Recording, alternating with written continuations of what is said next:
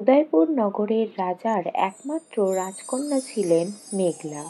সে সবসময় আনমনা হয়ে বসে থাকত আর কি যেন চিন্তা ভাবনা করত। এই নিয়ে রাজা আর রানীর মধ্যে সবসময় কথাবার্তা হতো। তারা তাদের কন্যাকে নিয়ে খুব দুশ্চিন্তাও করত।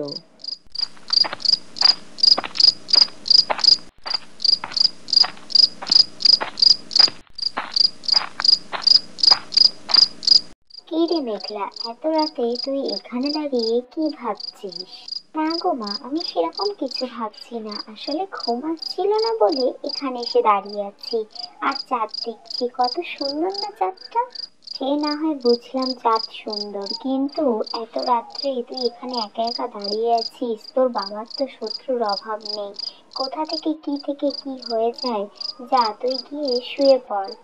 না মা, আমি এখন শোবো না, আমার একদম ভালো লাগছে না শুতে। আমি এখানে দাঁড়িয়ে দাঁড়িয়ে একটু চাঁদ দেখি। তুমি যাও, গিয়ে শুয়ে পড়ো।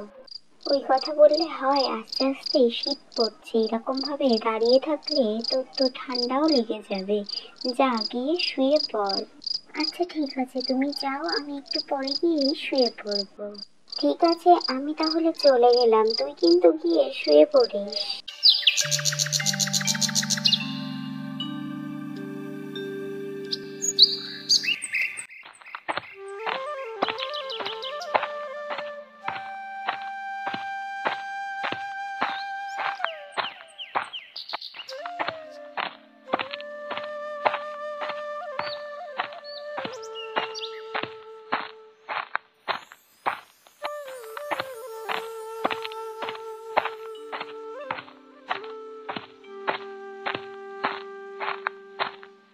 ও মালি কাকা, তুমি কি করছো?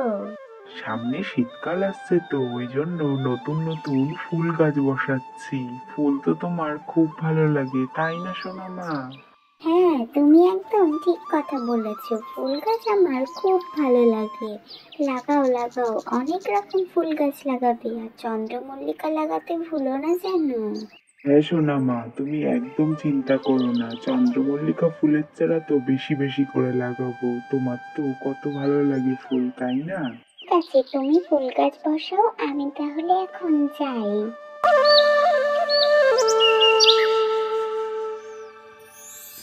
রাজামশাই, মেয়েটাকে নিয়ে যে কি করব কিছুই বুঝতে পারছি না।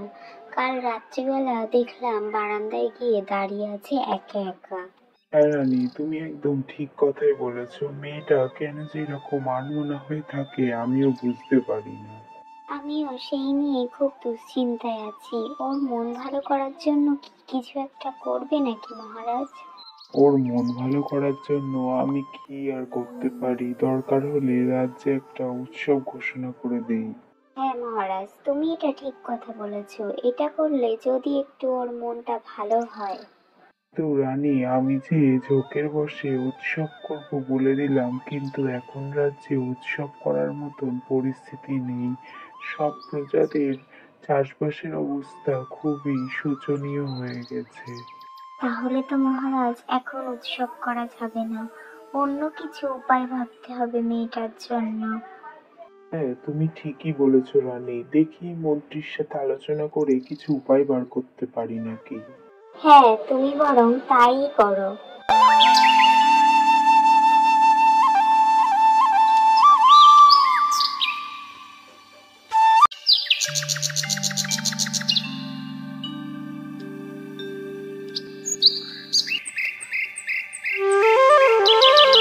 এই তুমি কে? আমাদের বাগানে এসছো? তোমার মতন ঘোড়া তো আমি কখনো দেখিনি, আবার হাসছো যে বড়।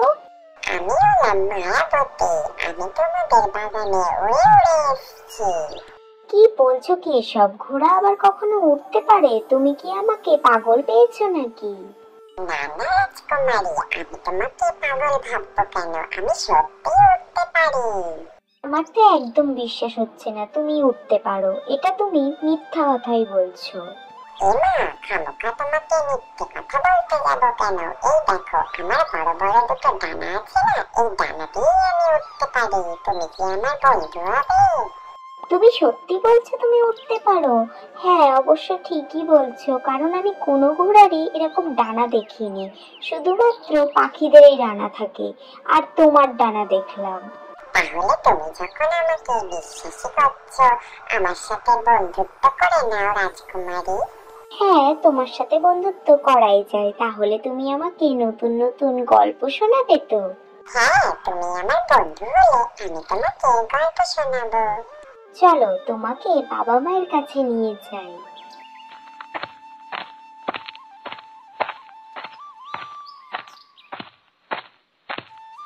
এ কি মেঘলা, এটা কাকে নিয়ে এসছিস? এইরকম ঘোড়া তো আমি কখনো দেখিনি। বাবা, ও মায়াবতী, ও উঠতে পারে। আমার ওকে খুব ভালো লেগেছে, ও আমার সাথেই থাকুক না বাবা। সেটা না হয় বুঝলাম, কিন্তু এরকম একটা ঘোড়া আমাদের সাথে থাকবে, সেটা কি ভালো হবে? রানীমা, আপনি একদম চিন্তা করবেন না, আমি রাজকুমারীকে খুব ভালোভাবে আনন্দ দিয়ে রাখবো। ঠিক আছে, তাহলে তাই হোক। তুমি মেঘলার সাথে থাকো, মেঘলার মন ভালো করার চেষ্টা করো। ও সবসময় মন মরা হয়ে বসে থাকে। আমি চলে এসেছি না, এবার দেখতে সবকিছু ভালো হবে। এরপর থেকে মেঘলা আর মায়াবতী যেখানেই যেত দুজনে সবসময় একসাথে যেত। আর মেঘলাও আর মন খারাপ করে বসে থাকতো না, সে সবসময় আনন্দ করে ঘুরে বেড়াতো। মায়াবতী, অনেকটা রাস্তা হেঁটেছি, এবার একটু আমি বসে বিশ্রাম নিয়ে নেই, না হলে আমার শরীরটা খুব ক্লান্ত লাগছে। ঠিক আছে রাজকুমারী, তুমি বসে একটু বিশ্রাম নিয়ে নাও। ততক্ষণে আমিও একটু বিশ্রাম নিয়ে নেই, তারপরে আবার হাঁটা শুরু করবো।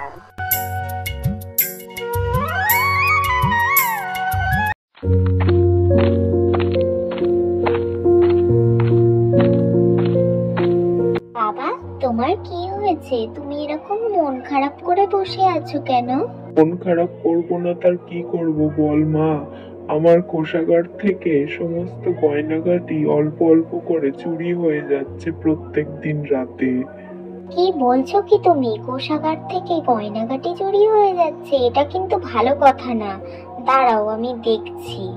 তুই আর দেখে কি করবি মা? প্রহরীরা দেখে কিচ্ছু করতে পারলো না, এত কড়া পাহারার মধ্যে দিয়েও সমস্ত কিছু চুরি হয়ে যাচ্ছে।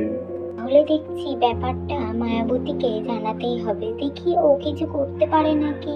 বলে দেখ কিছু করতে পারে নাকি, কিন্তু আমার মনে হয় ও কিছু করতে পারবে না। ও তো সামান্য একটা ঘোড়া, ও কি বা করতে পারে বল? ঠিক আছে বাবা, তুমি কষ্ট পেও না, দেখি আমি কিছু করতে পারি নাকি।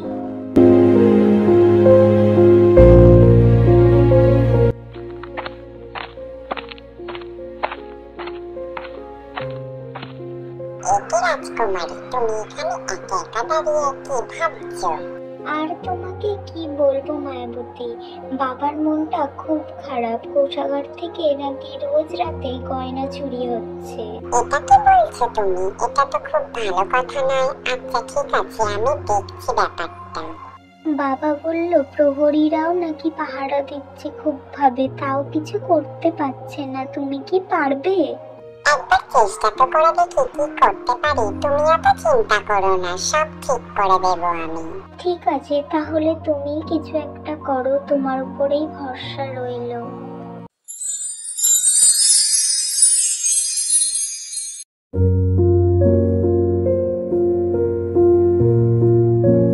অন্য দিনের মতন আজকেও অনেক সোনা গয়না নিয়ে যাব বাড়িতে। তার মানে তুই রোজ রাজকোষে ঢুকে চুরি করে নিয়ে যাস? দাঁড়া, আজ তোর ব্যবস্থা করব আমি। তুমি কে? এখানে এসে আমাকে এত বড় বড় কথা বলছো যে? আমি কে সেটা আজ তোকে দেখাবো, দাঁড়া।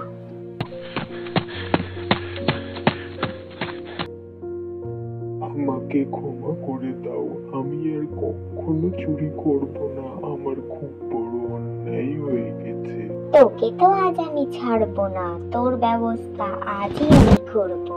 তুমি কে? তোমাকে তো আগে কখনো দেখিনি। আমি হচ্ছি মায়াবতী, তোমরা আমাকে চিনতে পারছো না? কি, তুমি মায়াবতী? কিন্তু মায়াবতী তো একটা ঘোড়া, তুমি পরী হলে কি করে? আসলে আমি একজন পরী, ঘোড়ার ছদ্মবেশ নিয়ে তোমার সাথে ছিলাম।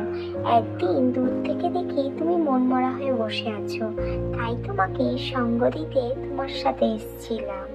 এটা তুমি কি বলছো মা? কিন্তু তুমি আমাদের মধ্যে এসে আমাদের অনেক বড় উপকার করলে। তোমাকে যে কি বলে ধন্যবাদ জানাবো। আমাকে কিছু বলে ধন্যবাদ জানাতে হবে না, আমাকে এবার চলে যেতে হবে। এটা তুমি কি বলছো? চলে যাবে কেন? তুমি আমাদের সাথে থেকেই যাও বরং। এই কি মেঘলা, তুমি কাঁদছো কেন? আমার চলে যাওয়ার সময় হয়ে গেছে। আমি যে কাজে এসেছিলাম সেই কাজ সম্পন্ন হয়েছে। কিন্তু তুমি চিন্তা করো না, তুমি যখনই আমাকে ডাকবে তখনই তোমার পাশে পাবে আমাকে। এই কথা বলে মায়াবতী সেখান থেকে নিজের দেশে চলে যায়। আজকের গল্পের প্রশ্ন থাকছে, মায়াবতী নামে যে পরীটি ছিল সে রাজকুমারীর কাছে কি ছদ্মবেশ নিয়েছিল? সঠিক উত্তরদাতাদের নাম পরবর্তী ভিডিওতে চিহ্নিত করা হবে।